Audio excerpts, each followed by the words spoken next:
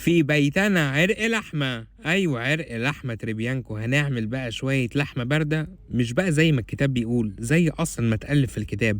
معاكم الشيف أبانوب ويالّا بقى لايكات وكومنتات، ده إحنا عندنا لحمة النهارده يا جماعة، ده النهارده يوم عيد. يالّا بقى بينا نبدأ. أول حاجة كده باجيب اللحمة من عند الجزار، وباقول له إيه يربطها كده، هو اللي رابطها بالخيط بتاعه. وبعد كده بالسكينة بتاعتي أفضل أعمل لها فتحات. عندكم بقى اختيارين، أنا باحب كده أحط فصوص توم.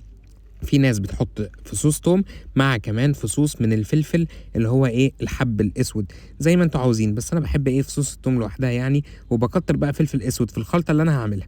اول حاجه كده بحطها في الخلطه دي فلفل اسود ومعلقتين من الملح وشويه من السبع بهارات وطبعا البابريكا المدخنه وكمان توابل شوي. بس كده.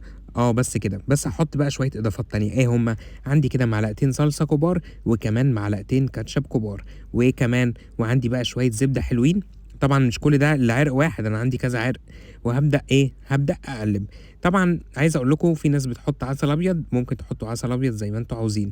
هانزل بقى بشوية من الخل علشان كده اللحمة تستوي بسرعة.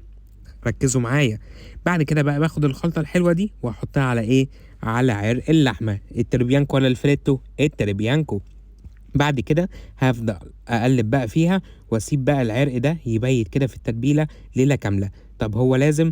بُص هو يُفضّل، يعني عشان اللحمة كده تاخد من طعم العرق وكل اللحمة اللي من جوّه تطلع تطلع طعمها حلو كده زيّكم كده وعسل. يالّا بقى الناس اللي ما كتبتش كومنتات، فين الكومنتات بتاعتكم؟ وحشتوني، إيه ما وحشتكوش والّا إيه؟ كل سنة وأنتم طيبين.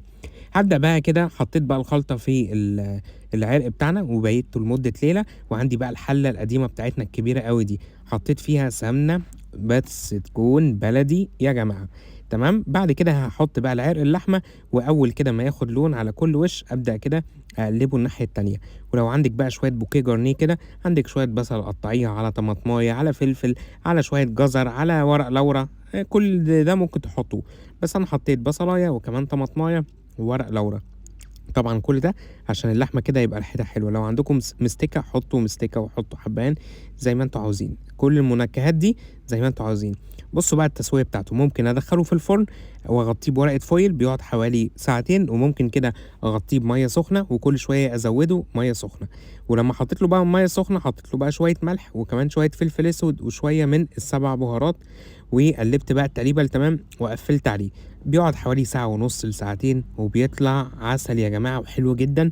طبعًا بتسيبوه بقى يرتاح خالص، بتشيلوا الخيط تحطوه في التلاجة وبيطلع أحلى عرق لحمة. كان كده وحوّلته بالطريقة بتاعتي بقى بقى كده. يالّا لو عجبتكم الوصفة اعملوا لها share لكل حبايبكم. باي باي.